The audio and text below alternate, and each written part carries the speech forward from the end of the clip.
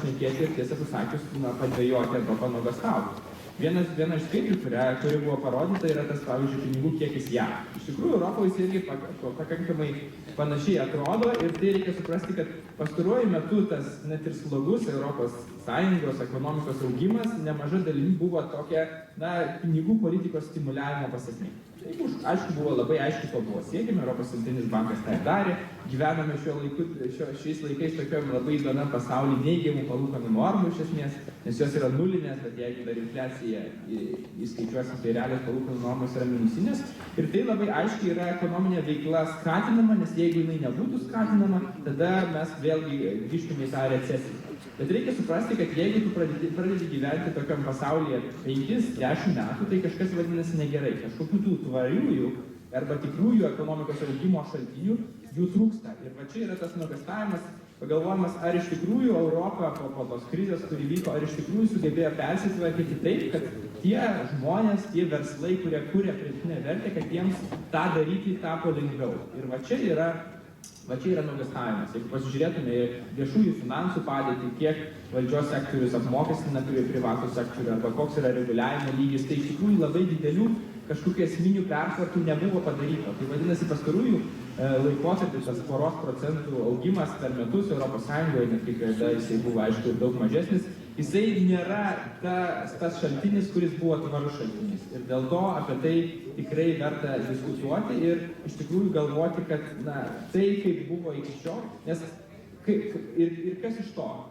Buvo ekonomikos toksai profesorius 1974 metais, Hayekas yra laimėjęs Nobelio premijų už tokią teoriją, kuris sakė, kad tas augimas ekonomikos, kuris yra nulemtas grynai stimuliacinės pinigų politikos, jis yra netvarus. Jisai kurį laiką gali lemti tam tikrą pakilimą dirbtinį, bet jisai negali tęstis amžinai, jisai galiausiai ateina į pabaigą, kai ateina recesija, kai ekonomikoje iš tikrųjų reikia persitvarkyti tikrąją to žodžio prasme. Ir apie tai verta pagalvoti tuomet, kai mes galvojame, Lietuvos ekonomika taip pat auga šiek tiek sparčiau negu Europos Sąjunga, ne tiek sparčiau, kiek norėtųsi, bet šiek tiek sparčiau. Bet mes, aišku, labai vis dar priklausomi esant eksporto prasme ir visom kitom prasmėm nuo kitų vakarų Europos šalių, kurių augimas iš tikrųjų yra abejotinas. Ir čia reikia tikrai galvoti, kad mes privalome išlikti artimiausius 5-10 metų lankstus, nes toks ekonomikos augimas, koks jisai Lietuvoje, jo gali ir nelikti, labai greitai jo gali nelikti. Ir čia pamoka yra visą laiką tokia, ir aš ties tuo, man atrodo, pabaigsiu, galėsim daugiau padiskutuoti, kad iš tikrųjų, kai galvoji apie ateitį, negali sakyti, kad bus iki šiol taip, kaip buvo 1 ar 2 metus prieš.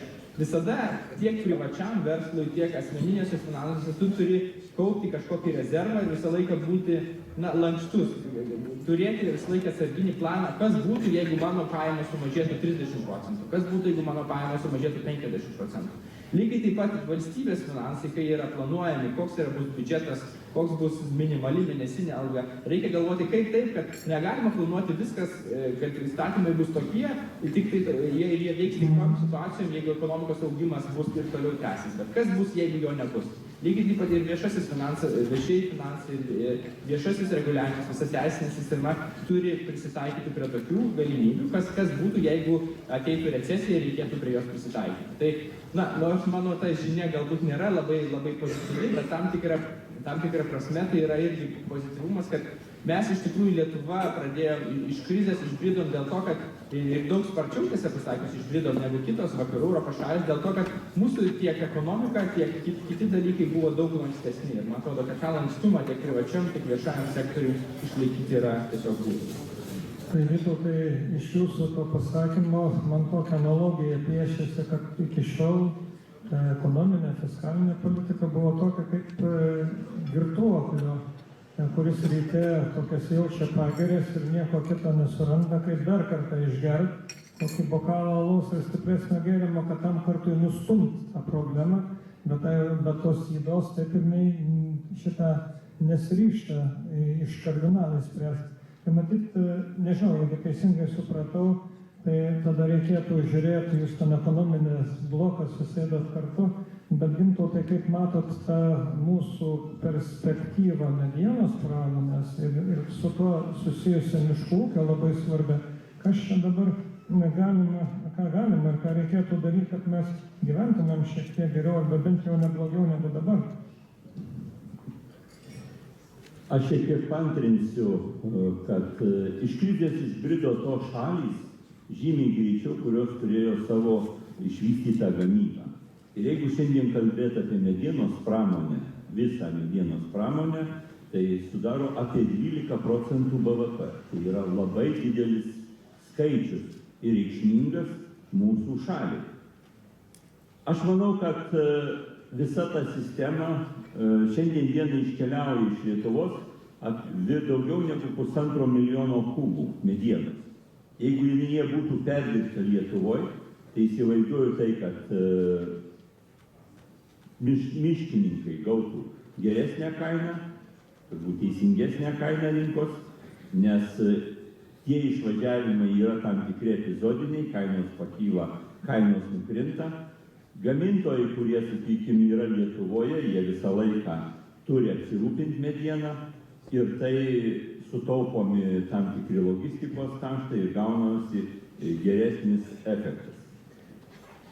Iš paskutinių turbūt tokių įvykių labai gaila, turbūt daugelis girdėjot ir žinot, kad buvo numatyta prie Mažeikių statyti didžiulį plokštyną ir baldų fabrikus. Deja, ta 300 milijonų investicija jau turbūt iškeliavo kitur, jos tenai nebebus. Tai būtų sukurta ne 100 darbo vietų, turbūt čia ne 100, o 1000, galima pasakyti. Tai būtų darbo vietos, būtų kur padėti medieną, kad jinai nebūtų eksportuojama iš Lietuvos, nes Lietuva vis dėlto neturi kitų tokių, sakykime, išteklių kaip nafta ar dar kažkas. Tai yra mediena, tai yra žaliava, iš kurios padarius tam tikrus produktus, baldus, popierių ar kažką tai kitą, turim didelę pridėtinę vertę ir turim darbo vietą. Vieną iš tokių dalykų galėčiau paminėti, galbūt, sakykime, daugiau susijęs su mūsų įmonių grupė. Grigėjo, jeigu prisimenat, kažkada tai labai plačiai buvo naudojamos dujos, tai vien mūsų grupėje, atsisakius dujų ir pastačius biokuro katilus, 4 milijonai eurų liko Lietuvoje.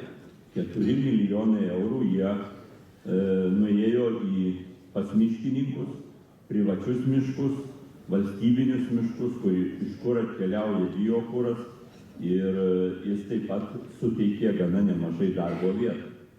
Nors šiandien turbūt mes naudojam apie 60% medienos iš privačių miškų ir 40% iš valstybinių miškų.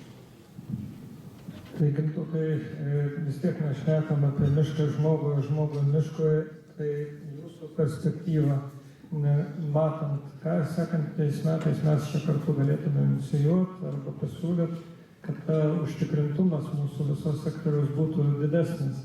Aišku, galim ir nesakyti dabar iš karto, gal ten vėliau, bet gal jau ir jūsų grupė, ir Lietuvos mediena kaip asociacija esat numatę kažkokias tai kryptis ir gaires. Taip, mes esam numatę, mes teikėm ir Pramonininkų konfederacijai pasiūlymus vyriausybei, ką reikėtų padaryti, kad vis dėlto investicijos, jos atkeliautų į Lietuvą ir turbūt žinot, kad šiandien nėra to, sakykime, kažkokių tai didesnių investicijų, kurios būtų matyti, ar tai, sakykime, didesnė Lenkijoje atsistotų, ar kažkoks tai didesnis perdirbėjas, kuris suteiktų nemažai darbo vietų ir tikrai reikėtų medienos, reikėtų žaliavos. Šiandien dienai ta situacija nėra visiškai palanki investuotojams.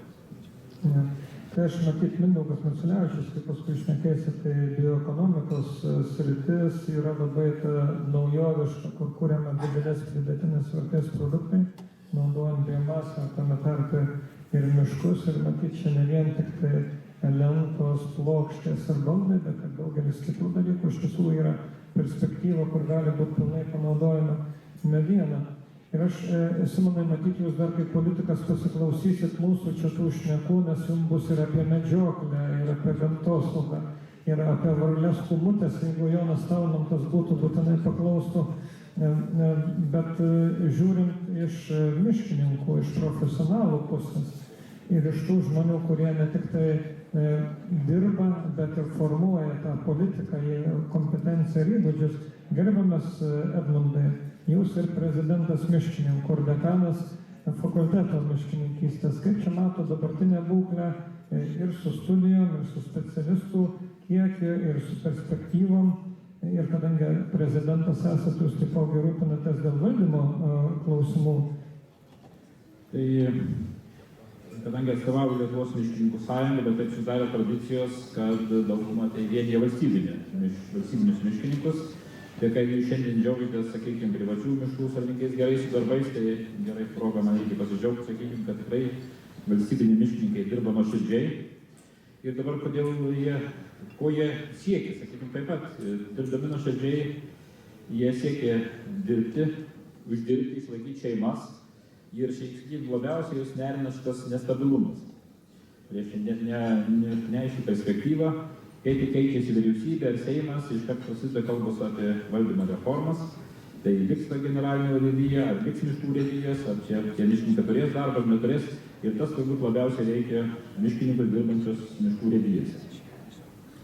Nuo kokiais keliai, sakyčiau, tokio tikro kelio mes ir dabar dar neturime, miškininkų sąjunga ne kartą rinkosi, diskutavo, buvo aplinkos ministerija sudaryti darbo grupė, tai praeitos kadencijos vyriausybė buvo parašyta programai, kad kardinalių reformų imtis tik tuomet, kada bus tokia ekonominė būtinybė, jeigu urėdijos bankrutuos ir panašiai, ir ta komisija ten nustatė keletą ekonominių rodiklių, kurių urėdija nepadarus, sakykime, eiti kokią tai reformą. Paskui generalinė sudarė panašios sudėties ar kitos kitą komisiją, kuri gal toliau nuėjo, sakykime, nustatydama tokius optimalius urėdijų dydžius, kad suformuoti tokius veiksmingas urėdijas, kurios dar galėtų, sakykime, gyventi kiek 10 ar daugiau metų ekonomiškai stabiliai. Kaip dar bus ekonominė bendradarbiavimo plėtros organizacija reikalauja vienos įmonės, tai pasaulyje tokių pavyzdžių yra ir, sakykime, galim mesti akmenuką į mokslininkų daržą, daug ataskaitų prirašyta, ten pasaulinė patirtis išnagrinėta ir pasaulyje yra nuo vienos įmonės iki savarankiškų įmonių, tačiau kokio tai ekonominio pagrindimo ten nerasta tose ataskaitose ir matyti jo ir negali būti, sakykime, man geriau žinoma Vokietijos patirtis, kur kiekviena žemė turi savo specifiką ir ten taip pat labai skirtingai ūkininkavimą. Matyti, kad tokio vieno modelio, kurį mes čia galėtume pritaikyti, irgi nėra ir miškininkų sąjunga taip pat šiandien negalėtų pasakyti, kuris tas kelias būtų geriausias. Kadangi daug metų jau taip susiklostė aplinkybės, kad dirbu ir miškų fakulteto dekanu, tai tos nuotaikos miškuose, reiškia, ir labai greit atsiliepia ir stojimams ir panašiai. Žinoma, čia mums viską daug kas sujaukė aukštojo mokslo reforma. Buvo laikmetis, kai tai buvo ta reforma sudėliota, kad fakultetas, remdamas, sakykime, specialistus valstybiniam miškų ūkiui, reiškia, turėjo tik vienas, dvi valstybinės vietas, visi kitus studentai buvo rengiami privačiomis lėšomis. Tai paskui buvo dirbamas lobistinis darbas, žinoma, didelis, tai dabar šiek tiek ta pusiausvėra statyta, bet fakultetas taip pat tikrai jaučia šitas nuotaikas miške, labai jaučia fakultetas stojime studentų pasirinkime.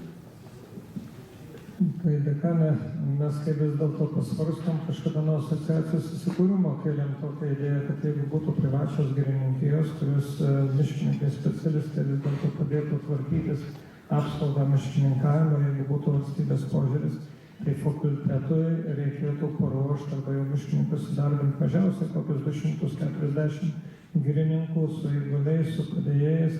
Yra didžiulė rinka ir didžiulė perspektyva, bet tada užgesinta, dabar matyti reikėtų pasižiūrėti, nes dabartinė valdančioji dauguma ten buvo prašnekusi apie kažkokį tai idėją tą plėtoti ir vystyti. Tai aš tiesiog dabar nekomentuojant ir matyt perduosim daugiau, bet pagalvokit, kad atsiranda poreikis specialistam tada, kada yra darbo vietos, o darbo vietos atsiranda nedirbtinai kūrimas, bet tada, kada jos gali kurti pridėtinę vertę ir galima iš tos veiklos uždirbti ir atlyginimą ir papildomai. Tai čia yra ganėtinai greitas iššūkis ir mes turėdami vyriausybės programą vis dėlto turėtumėm pažvelgti ne vien tik urėdijų pusę, bet ir privatų sektorių. Dabar didelė dalis mūsų absolventų dirba tose firmose, kurie tarnauja privačių miško savininkais ir labai gražiai dirba. Tai mes Živilę turim, kuris Seimo nariam patarinėja, baigusi jūsų fakultetą ir ne ją vieną. Tai žinot, čia iš žmonių ateina ir kosmonautų, aš atsimenu, miškininkų tenai buvo, ir visokių kitokių dalykų. Iš tiesų taip. Tai Simonai, vis tiek jums dar žodžio neduosim, nes jūs turėsit ten pažadėti kažką kaip opozicionierius. Aš gal noriu vis dėlto Rūnai nuo Dariaus Tupstaičio, jisai jau šnekėjo ir pranešimą darė, bet jūs norėjau, turit ir miškų departamentą labai daug tokios atsakomybės ir jums tenka ne tik tai tuos kasdienius rūpesčius spręsti, bet ir į perspektyvą žiūrėti. Na, dabar miškų departamentas medžioklės klausimus kuruoja, ne tik tai miškininkystės, tai yra atsakingas sritis. Į statybų jums dar neprimetė, bet matyt irgi gali tekti saugomų teritorijų likimas, kaip čia bus. Kaip jūs žiūrit į tą dalyką, kad miškuose turi būti vienas pareigūnas šeimininkas, miškininkas. O dabar yra gal 7 ar 8 pareigūnai, kurie visi atsako, bet realiai niekas neatsakingas, o vis dėlto išlaidos yra ganėtinai didelės, funkcijų yra labai daug. Kaip matot šitą situaciją? Na tai žinoma, jeigu kalbėti apie tai, ten vienas pareigūnas ar ne vienas pareigūnas atsakingas, tai čia reikalinga daug platesnė diskusija ir sakykime, mano pranešime aš truputėlį užsiminiau, kad yra kalbama dabar vyriausybės programos projekte apie, sakykime, privačių ir valstybinių miškų valdymo modelį jo tobulinimą. Tai aš matau tas galimybės, kad galima, sakykime, ieškoti racionalesnių sprendimų, lyginant su ta institucinė sąranga, kuri dabar yra nusistovėjusi. Ir čia neapsiribojant vien generalinio urėdija, miškų tarnyba, urėdijomis, bet taip pat kalbant apie saugomų teritorijų visas tarnybas. Bet čia vėlgi tai yra tik tai, sakykime, galimybė tokia ir dar netgi nėra aiškiai išreikštos jokios politinės valios tų aspektų. Tai čia dar, kaip sakyti, ateities klausimas. O mano tokiu supratimu, tai, galbūt po nepriklausomybės iki dabar, per tą laikotarpį, per daug buvo nueita, sakykime, per daug nutolta tarp valstybinių ir privačių miškų, tai tas dabar atsilieka. Ir tas, aišku, tos pasekmes mes jaučiam dabar. O jeigu dar trupučiuką plačiau iš tos miškų politikos pusės kalbėti, tai aš matau vis tiek dabar didesnė grėsmė, galbūt ne tiek tas institucinės pertvarkas ar kažką, bet tą būtent, čia jau susijant tai su ekonominiais dalykais, aš matau tą, kad grėsmę mūsų miškų potencialo nepanaudojimui. Tikrai potencialas yra. Ir jeigu mes turime galimybės jį panaudoti, jo negalima amžinai kaupti, tą visi puikiai suprantam.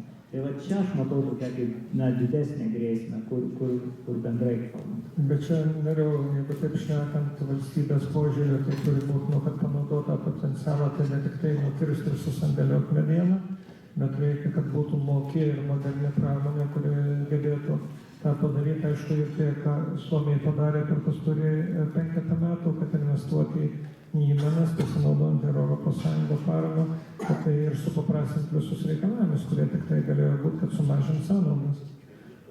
Tai čia mes galėsim per tą nacionalinę miškų ūkio plėtros programą kažkiek keičiant ją, nors postumį daryti. Ta prasme, aš pilnai pritariu, ką kalbėjo ir pramonės atstovai, kad bet kokiu atveju nėra racionalu eksportuoti žaliavinę medieną, tai čia vienareikšmiškai. Aš dabar sakydamas tą turėjau galvoje patį išteklių pusę, kad ištekliai yra ir juos panaudoti galima. Čia tik tai trūksta politinės valios, nes mes puikiai žinom, kad ir ta skaidrė, kurią Algi rodė dėl prieaugio panaudojimo, tai ji akivaizdžiai rodo, kad mes pūdom paprastai sakant medieną. O kad tai kompleksiškai su investicijomis į pramonę kartu turėtų eiti, tai vienareikšmiškai taip. Mes buvome parengę tą pramonės viso sektoriaus vystymosi viziją iki 2020-ųjų, bet jis paskui niekaip nesusisiejo su palaikymu, su investiciniam programom. Ir dar Nerijau paklausant, vis dėlto matyt mediena labai daug aplinkosaugininkai koncentruosi būtent į mišką ir kad medžio nukirtimas traktuojamas šit ne kaip žudymas ir ribojimas dabar su energetika ten pradedama šnekėti, jeigu malkas pagaminamas iš saugomose teritorijos esančių miškų, tai yra kažkas tai neleistino, nors iš tikrųjų ir ten turi būti ūkininkaujama.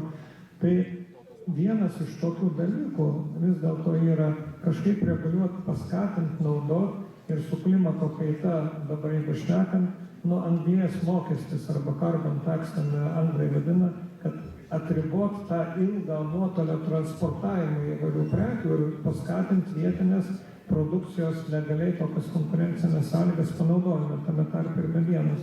Tai gal ir plačiau su mokesčių pertvarka tokia sisteminga. Čia yra dabar artimiausiu metu kažkokios tai planai, aišku 5% dėl degantis, bet ir visa kita ta planuojama veikla čia yra numatoma.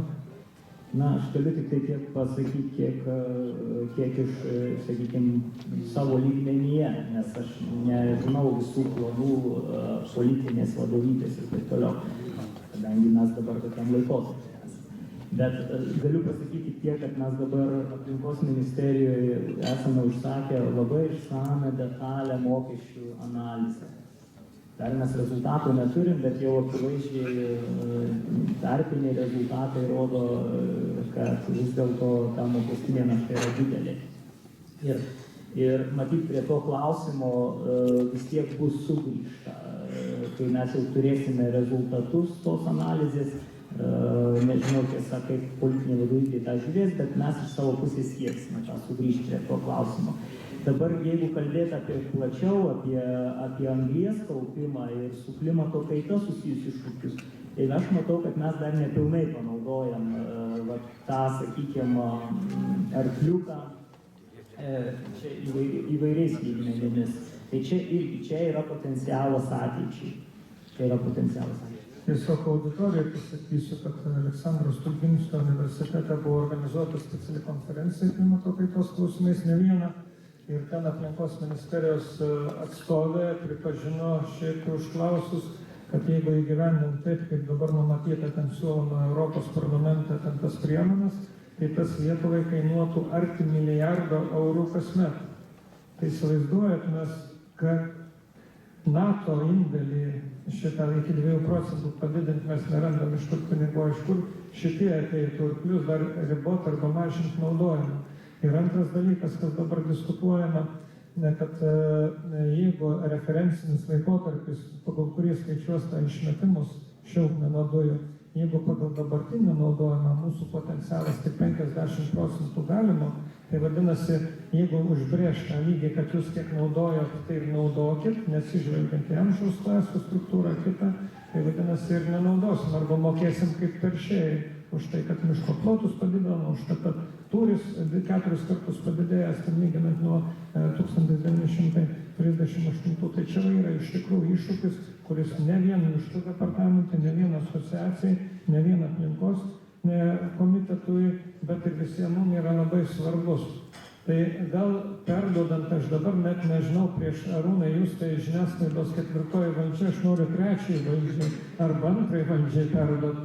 Simonai, jūsų tikrai, kai pasisakysit pirmą kartą, mes dar tikėsim, kad jūs nebėgsit iš karto, dar išklausysit ten tų žmonių pasisakymų, bet jūs aplinkos apsaugos komitete, nors ir opozicijoje, bet ruošiatės tapti darnos ministerijos ministru, aplinkos ministerijos ir įsigilinote tą situaciją labai plačiai. Tai gal galėtume bendrą situaciją pakomentuoti, o mes jau paskui stengsimės jūsų išklausti ir specifinių klausimų. Gerai, sveiki visi. Esu šioks toks ir smulkusis miško savininkas viena vertus. Esu orientacininkas, tai nesvetimas miškui, bet pagal profesiją tai miestų planuotojas esu. Tai negaliu kalbėti profesiniais lyginiais ar dar kažko. Bet iš tikrųjų, kas man atrodo svarbu ir apie ką reikėtų šnekėti, tai jeigu mes šiuo metu kalbame apie miškų iškirtimą, kurie yra pasodinti pokario metais, tai labai svarbu pakalbėti apie tai, kad miškingumas Lietuvoje didėtų ir būtų palankios sąlygos tam turtui kauptis, ypač ten, kur yra nederlingos žemės. Ir reikėtų kalbėti apie tai, kad miško iš esmės daugėtų Lietuvoje ir kaip tą daryti. Ir aš tikiu privačia iniciatyva, aš manau, kad visų pirma privatus miško savininkai turėtų investuoti į apželdinimą. Ir pastaruoju metu Žemės ūkio ministerijos fondai, kurie buvo į miškinimą, tai jie buvo labai menkai panaudoti ir reikia daryti išvadas, bet perspektyvai žiūrint reikia auginti naujus miškus Lietuvoje ir nežinau, kada pasidyti Latvijos tenai pusę miškų apsodinimą, bet bent stengtis palinkime. Kaip sakant? Aš tiesiog nenoriu jūsų pertraukti, bet Brežnevas turėjo tokį, kad vystyt gamybos didinimą plėšimus, nedidint plotą, bet galim ne plotą didinti, bet didinti našumą, intensyvumą ūkininkavimo, kuris duoda tokius pat rezultatus, tiesiog reikia politinės valios ūkininkauti. Tai čia ne jums priekaištas, bet ne. Bet dėl pačio ūkininkavimo tas 5 procentų mokestis, jisai parodė, kad iš tikrųjų krito trečdalių apyvarta pačio ūkininkavimo miškuose ir tai yra akivaizdžiai žalinga pačiai medienos pramoniai sektoriui ir patiems turto savininkam. Tai liberalai visada ėjo su vėliava panaikinti šitą mokestį. Tai mes esame mano vardu užregistravę opozicinėje darbotvarkėje gruodžio 22 šito mokesčio panaikinimo projektą. Iš tikrųjų, aš aišku priklausau opoziciniai frakcijai, bet valstiečiai, valdantieji, jie sako, kalbėsim, gal ne 5, bet 2-3 gal paliksim, bet jie dabar yra užsakę rimtą analizę, kur yra panaudoti tie pinigai ir kaip pasimatė, kad dalis jų nueina ne keliams, o atlyginimams, tai yra, čia jų žodžiai.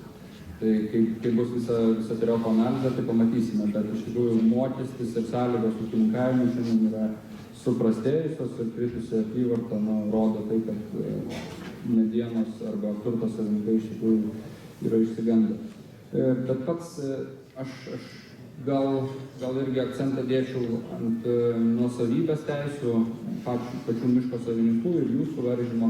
Tikrųjų, pačiam ūkininkavimui yra sudėtingos sąlygos tiek dėl žemės paskirties keitimo, kuris yra labai brangus ir sudėtingas ir ilgas procesas, dėl mažų statinių miške ir jų galėjimo juos pasistatyti tam, kad elementariai kažkaip prisiglausti, dėl medžioklės teisės, kurią galėtų įgauti turto savininkas, miško savininkas, jinai yra visiškai apribota ir vatinta.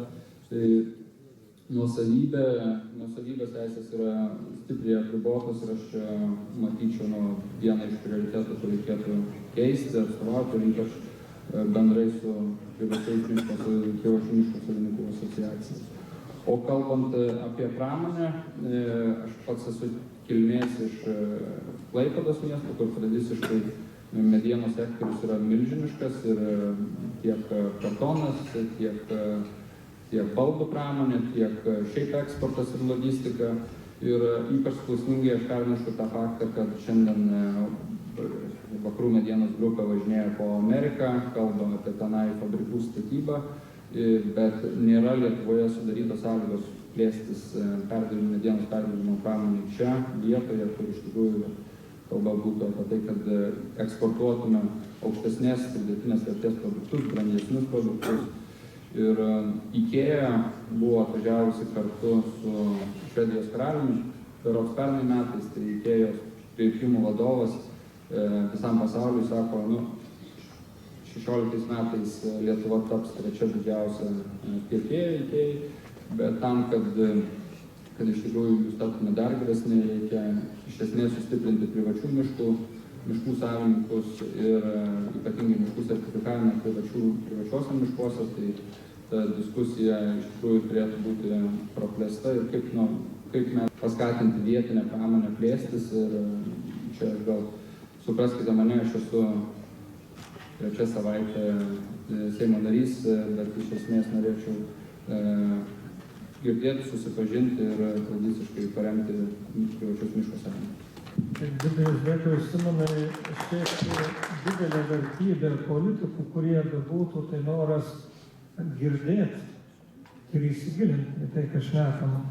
Tai su dabartinė ir jūsų komitete, tiek pats pirmininkas, tiek jūs jau pradėjote susitikimus ir vis dėlto įsiklausot ir mums visiems būtų svarbu, aš net nežinau, Gintautai, reikėtų mums visiems siūlyti, kad vis dėlto atnaujintų tą Lietuvos miškų sektoriaus tą technologijų platformos pagrindu parengtą vystymosi strategiją, kur visi buvom sutarę, kur yra prioritetai, kurie duotų per 5 artimiausius metus apčiuopiamą rezultatą. Nesikėjai sertifikavimas taip, tenai su aplinkosaugininkais jie žaidžia ir ten politika eina, bet kad realiai baldų sektorius galėtų vystytis, reikia fabriko, kuris gamina šitą pagamintų plokštės baldinės 350 000 kubinių metrų, tam, kad galėtų ūkėjo užsakymus įvykdyti. Ir va tą dieną iš Mažeikių išėjo velniop, nes Trumpas ir ne tik Trumpas, dar Obama jau siūlė pinigus, kad ten gamybą padarytų, o pas mus kiša į pagalius ir čia tos priežastys vienos žinomos, kitos gal užslėptai traktuojamos, turi būti gamyba čia, nes čia ir darbo vietos ir labai tas svarbu. Bet va, kaip Simonai jūs šnekėjot, vis dėlto ir mums savininkam, ir mokslininkam, ir čia dalyvaujantiem labai svarbus tas bendravimas, informacijos teisingos gavimas. Ir aš sąmoningai nepykit Vaclavai ir nepykit Albertai, kur čia yra, nei žurnalo Miškai, nei žurnalo Girios nekviečiau į šitą panelę, tikiuosi pasisakysit, bet mes turim tokį unikalų žmogų, kuris dirbo verslo žiniose ir verslo procesais domėjosi, o dabar atėjo su žemdirbiška miškininkiška auditorija daugiau dirbti. Rūnai, gal jūs ten taip pasakytumėt, kaip mato dabartinė situacija, kaip čia ta informacija mus pasiekė. Ką reikėtų daryti, kad mūsų visus tą teisingą, objektyvį, nešališką informaciją pasiektų, kad tai remiantis mes tada galėtumėm priimti teisingus sprendimus. Arūnas Milašius, Valstiečių laikraščių redaktoriaus pavaduotojas. Turbūt aš šiek tiek neilgai jaučiuosi, nes matyt vienas iš nedaugelio nesu miško savininkas šitoj salėje. Visada gali sakyti. Dar nevėlų be abejo. Klausantis ir žiūrint, ir ypatingai klausantis Algio, kuris sugeba viską užvesti ir padaryti tokiu labai patraukliu dalyku, man susidaro toks savotiškas įspūdis, kad miškininkystė šiandien dieną yra toks panašioj stadijoje, kaip buvo žemės ūkis visas prieš kokius 7-8 metus. Kaip tarsi buvo, tarsi judėjo, bet toks požiūris ir valdžios institucijų, netgi dalies verslo, kad nelabai ten aišku, ar kas nors gali būti, kaimas, ar ten yra pinigų, niekas nežino. Po to prasidėjo krizė, kainų kilimas ir įvyko lūžis. Dabar žemės ūkis yra labai gerbiamas, mylimas ir visų propaguojamas įtakingas verslas. Nors, jeigu pažiūrėsim vėlgi kelis metus atgal, tai buvo ta pati struktūra. Keletas stambių savininkų, daugybė smulkių savininkų, išskaidytas tiekimas, nėra didelių agro grupių, kurios dirbtų su užsieniu. Kas tai pakeitė? Turbūt pakeitė keletas aspektų. Pirmas, tai maisto krizė pasaulyje, antras, kainų kilimas.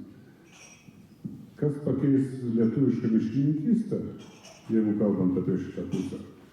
Greičiausiai vėlgi susidėstė keletas aspektų. Arba mes patys, jeigu mes sugebėsim struktūrizuoti savo įstatymus ir savo verslą, nes vien tik įstatymų be verslo, be galų gale normalaus eksporto, nes konteineriais vežti medieną į Kiniją, turbūt nėra labai racionalu, ką mes darėm iki šiol. Tol nieko nebus. Kita dalis yra 250 000, kaip minėjo, miško savininkų. Ūkininkų yra 100 000. Ir nežinau, kiek politikai suvokia, kokia tai jėga.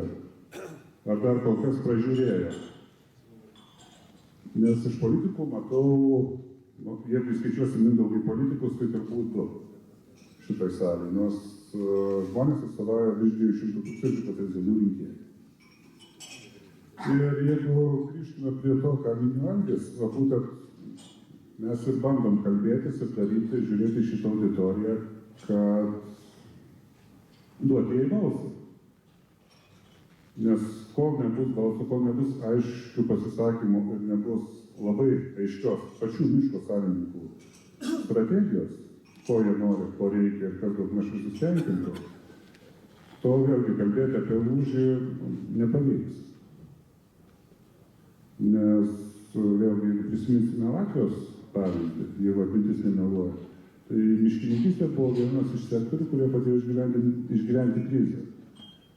Bet vėlgi, jeigu atmintis nemeluoja, tai buvo pagrindinės valstybiniai miškai.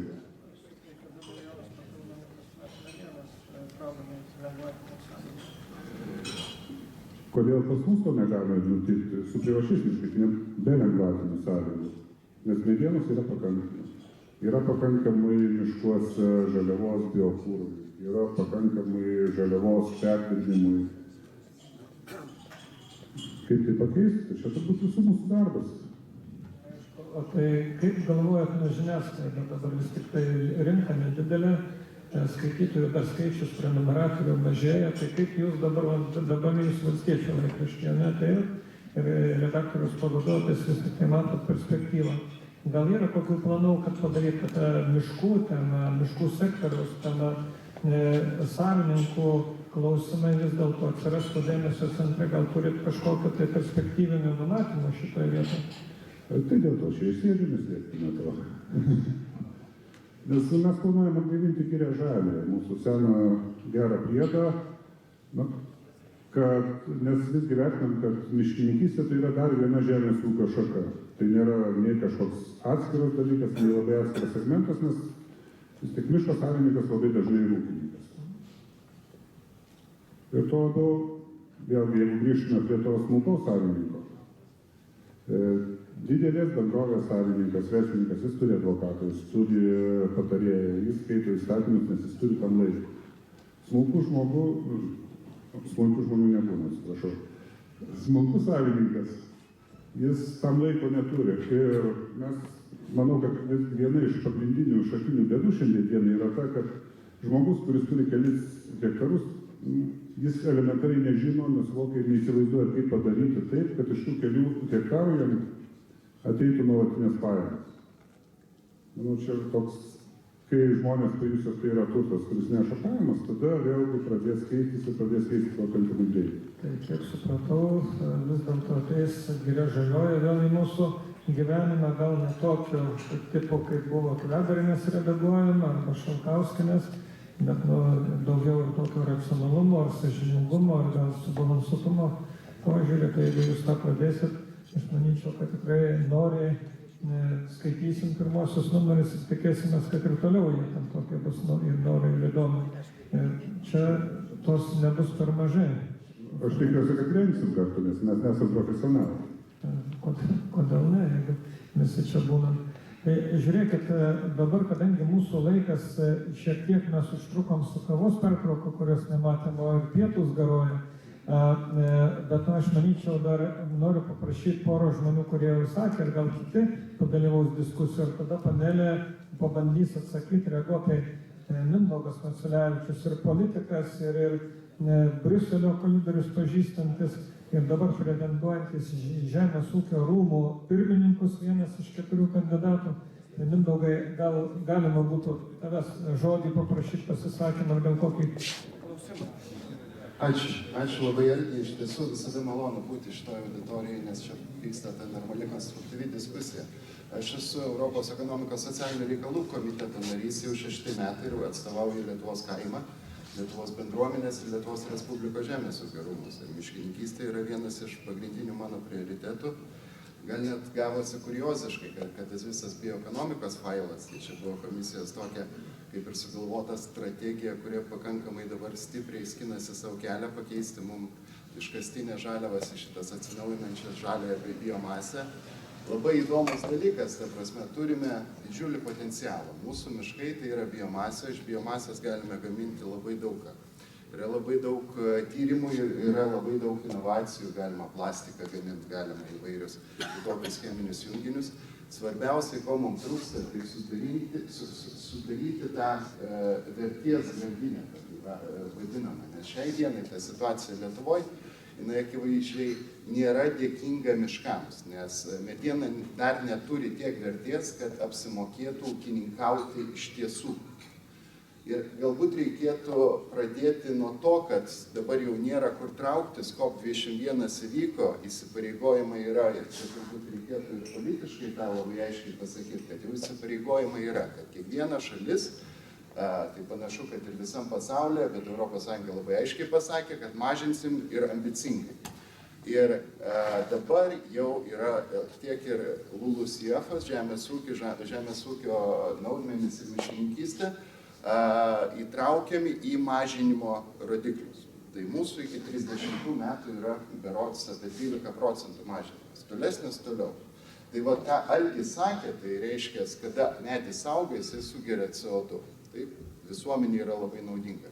Bet tam tikrų laikotarpių, kada jau medis pasiekia brandą, jis pradeda šakos lūžinėti, jau CO2 vėl grįžta į.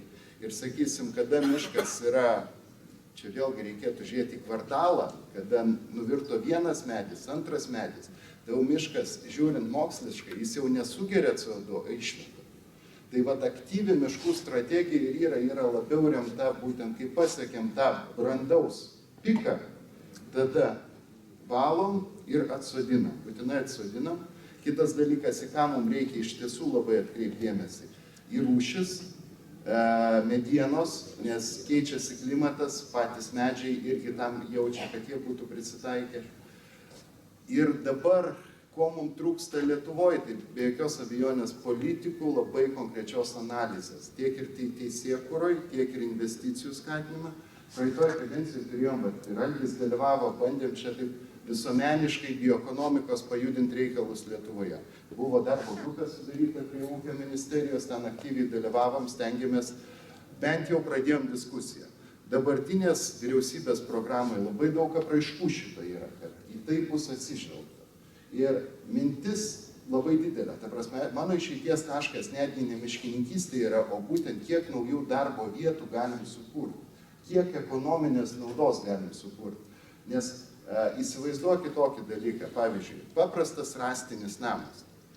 Pagal visą tą metodiką, pasistačius rąstinį namą, jeigu jį apskaitai, 30 metų gauni carbon kreditą. Ne? 30 metų tas namas stovi ir gali užsiimti kitų. Tai ta prasme, ką aš noriu pasakyti, kad atsidarys naujos nišos, ne tik Lietuvoje, bet bendrai Europos Sąjungoje, naujos rinkos. Mediena vėl taps labai populiari visuomenėje, lygiai taip pat atsiras politinis labai stiprus prioritetas šitam. Aš manau, tai neįvyks dabar, bet kokių 5-6 metų laikotarpyje, kada jau vis rimčiau į tą įsivažiuosim, tikrai to daugiau matysim. O kitas dalykas be jokios abejonės, investicinė aplinka. Yra Junckero tos investicinės paramos priemonės, yra bendrai Europos investicijų bankas, yra tų priemonių. Svarbu, kad būtų politinė valia ir svarbu, kad būtų bendras mūsų visų supratimas ir išmanimas.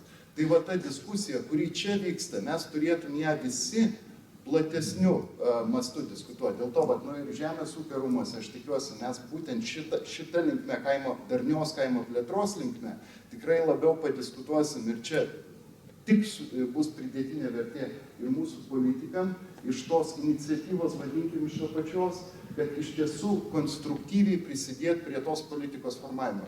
Nes turim labai daug potencialo, bet kažkodėl vis neišnaudojam, vis mums jo nereikia. O faktiškai vertė, piniginė prasme, tai galėtų būti ir 20 ir 30% mūsų BVP, jeigu rimtai pasižiūrėsim. Tai ieškom.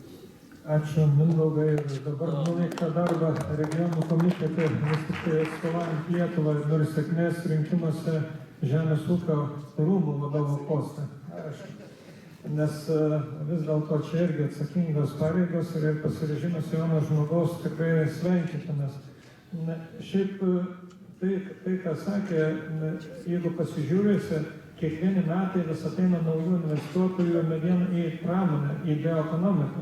Ir čia buvo net gal 3 ar 4 atvejai, kada nori investuoti į bioekonomiką, bet reikia investuotojų minimum 500 000 tonų sausos biomasės, ar tai būtų šiaudai, ar tai būtų žolė, ar tai drambliažolė, ar kanapės, ar paprasčiausia mediena, bet nori garantijų investuotojas investuojantis apie 500 milijardo, kad bus ta žaliava.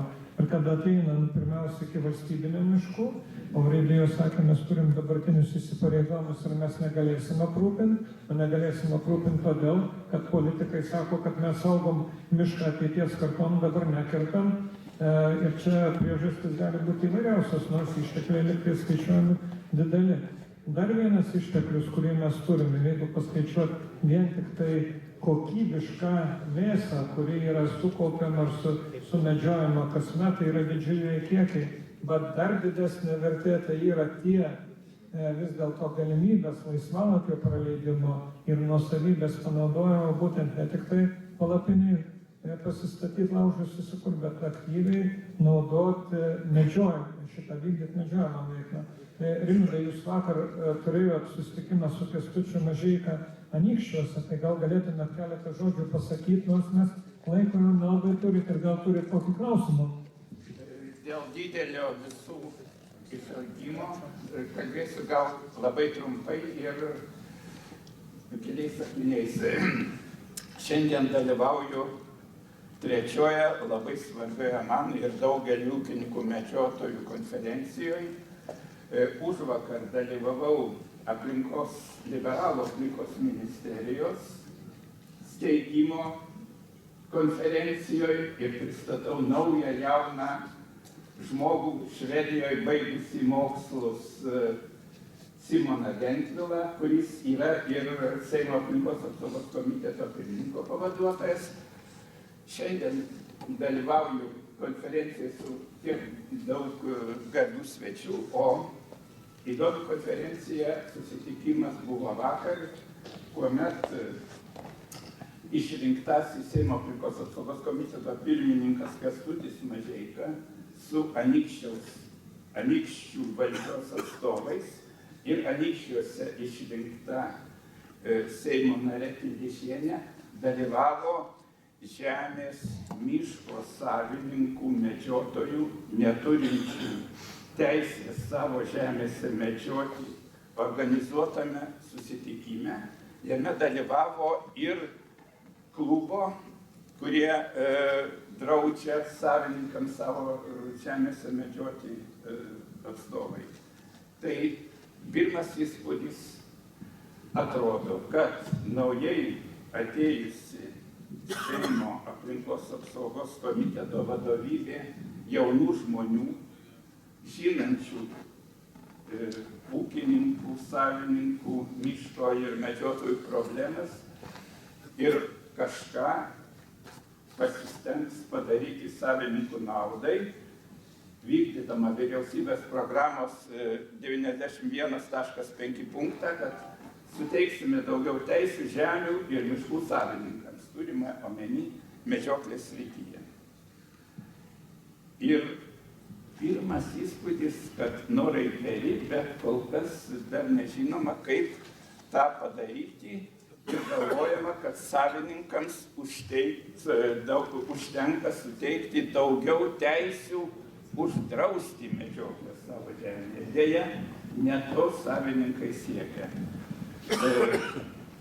Buvo užduotas klausimas, kaip savininkai galėtų atgauti medžioklės teisės savo žemėje, kuomet jie buvo įkūrę savo nedidelius privačius medžioklės ūkius ir medžioklės įstatymų jie buvo sunaikinta. Ir aplinkos apsaugos komiteto pirmininkas mums paaiškino, kad dabar yra planuojama valstybės rezervuotus miškus ir urėdijų komercinius medžioklės plotus parduoti aukcionuose. Ir kad tie smulkūs žemės miško savininkai galėtų dalyvauti tuose aukcionuose, nusipirkti tuos. Nu, čia yra utopija, aišku. Toliau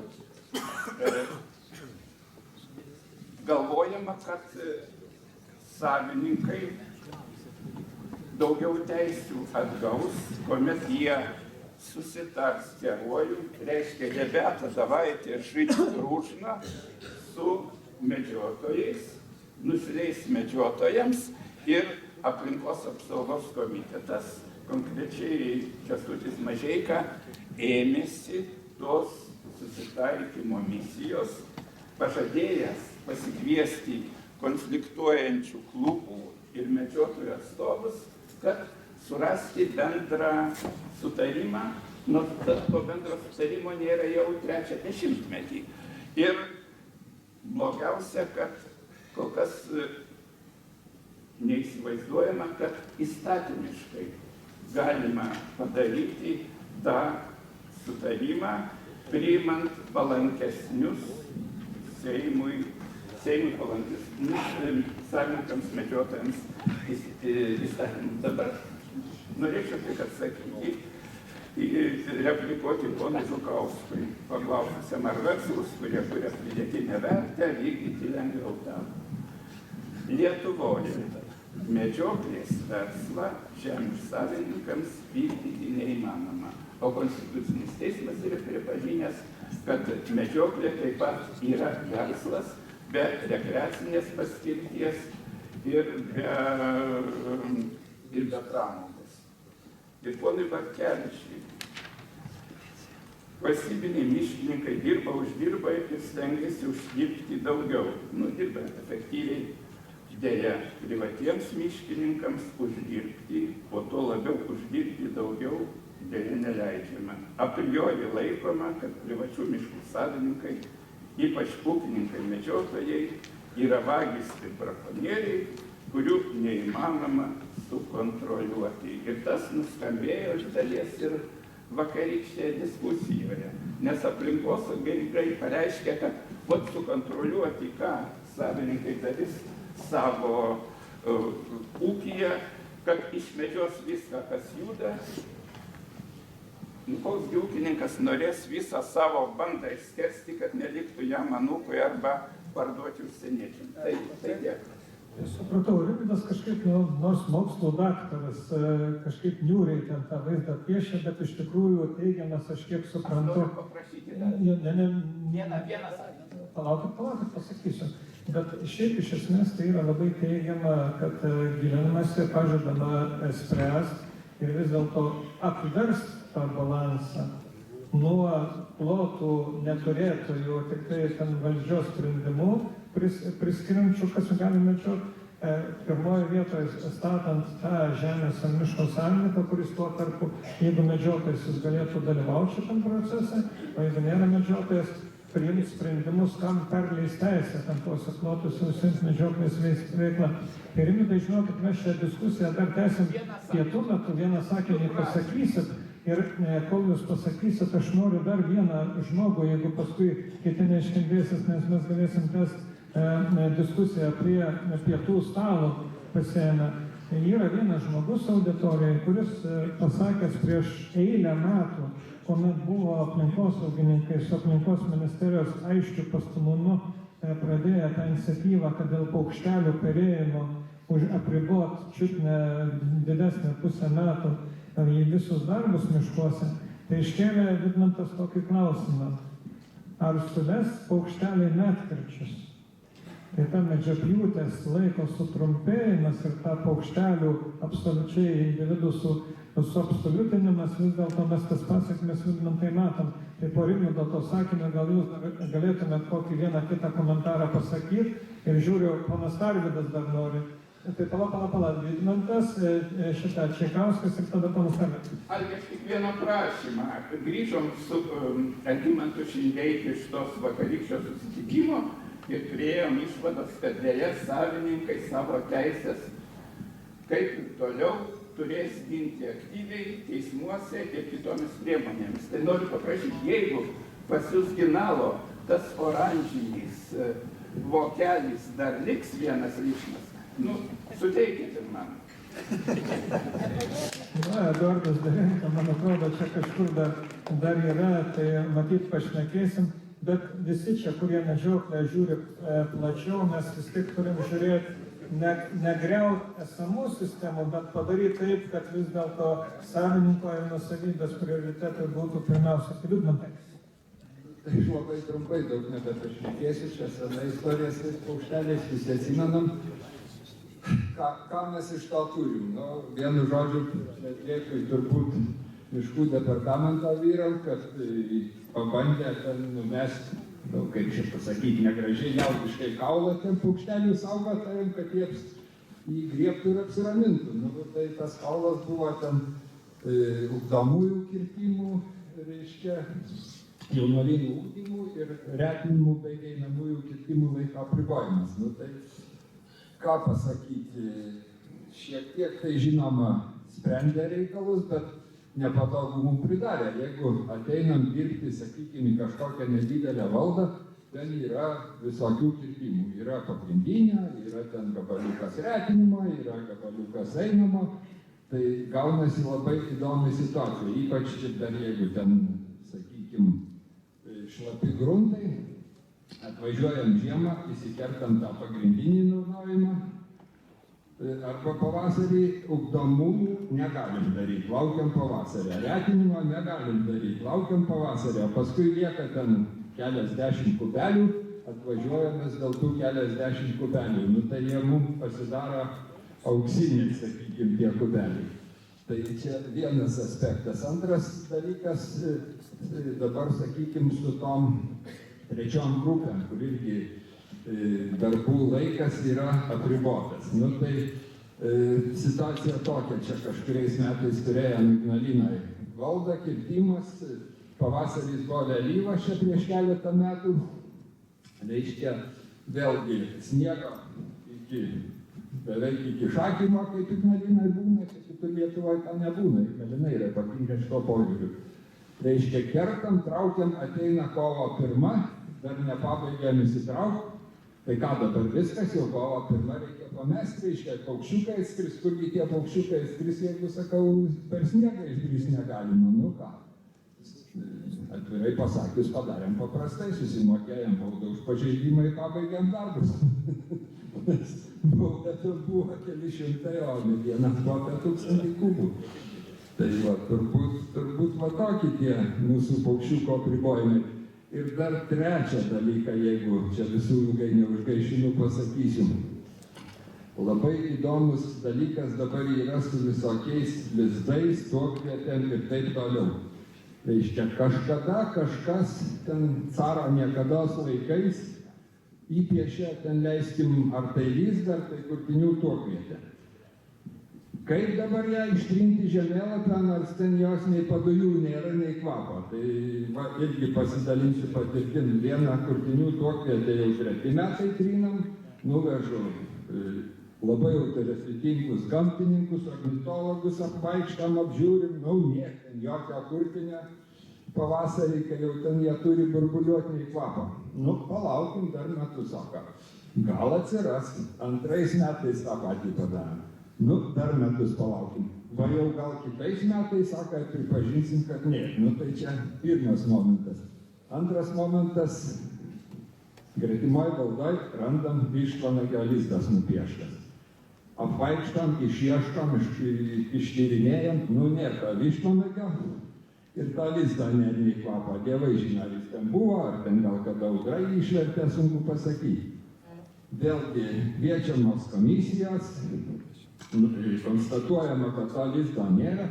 Dabar kažkokia yra aplinkosaugos ministerijoje sukurta komisija, kuri turi spręsti, ar jį išbraukt tą lizdą, ar neišbraukt, nors jau konstatuota, kad jo nėra. Ir ta komisija pasirodo gana neretai nusprendžia. Ogi palikim, gal jisai kartais čia vėl atskris. Tai mano siūlymas tada, kaip čia mūsų vienas amžinatilsį garbus vyras sakė, iškelkim didelį faneros lapą su užrašu. Vištvanagi atskrisk čia tau vieta palikta. Va tiek, maždaug tiek, ačiū. Vidmantai, ačiū.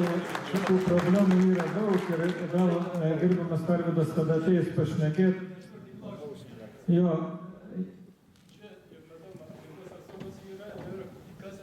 Dėl žvėrių skaičių aplamai. Dabar medžiotojai augina iki N begalybės. Numanė už 30 euro centų už hektarą, o ateičiai miškų saugoti. Dabar nueina miško, jau dabar pusamžiai medynai, jis perspektyviausi yra jau laukomi. Tas pats 71 seniai miškininkai prisimeta, 75 metų, 80 metų. Priečiai buvo eglynus perspektyviaus, kur buvo skalsams buvo 809, jis buvo nulaupyti. Dabar, sakykime, Šilalės rajone yra 18 000 miško išvis. Ir šiandienai, 16 metų kovo mėnesį apskaitoje, yra 53 briedžiai, 250 elnių, 50 danielių ir stirnų 1200. Senas, sakykime, laukus paskrenda dar 20. Koks procentas, aš kai pradėjau miškininkystėje dirbti, tai buvo tarybinių laikų, nuostata 1000 hektarų. O dabar gaunas 5 kartus daugiau negu rinkti. Bet tarybinių laikų buvo miško ruošos darbai atliekami 100% skirtinga. Dabar tais laikais, jaunesnis neprisimena gal, buvo kertamas miškas traukomis tėvais. Tos šakos buvo paliekimas miške. Žiemos periodu žvėrys maitinus 90% kirtavietės. Šiandien medis nupjautas, šakas sutrakom suminčiuotas ir tos pačios išverstas. Ugdomiesis. Ugdomieji kirtimai dabar iškirsti yra paliekami, sakykime, kaip daržas. Išretintas, tai čia yra miškininkų reikalavimai, tai, sakykime, privatininkas, jeigu tvarkingai nori, kad miškas užaugtų, yra išugdyti. Kada žvėris toks skaičius turi miškai daryti? Antra, aplinkos apsauga dabar. Šerti draudžia praktiškai. Runkulių negalima atvežti, ten įdėžės, dalį kažkom turi pakabinti. Atsai gal šernas ateis prie runkulį, arba, sakykime, prie pašarą. Ten irgi yra tokių nesąmonų prirašyta. Aišku, tai supratom, šiaip iš esmės dėl žvėrių gausos ir kadangi medžiotojų būreliai nustato limitus įvykdo, kurie paskirti, jie neatsako už tą nuostolių padengimą tada. Kiekvienas būrelis yra suinteresuotas. Dabar, aš pasakysiu. Mes esame šiandien patelį nešaudami, nei briedžių, nei elnių. Norim turėti iki kokį 1000, paskui galėsim šaudyti. Jaugi tik tais šaudom. Nes yra reglamentuota, turi būti griežtai reglamentuota, kiek gali būti žvėrių.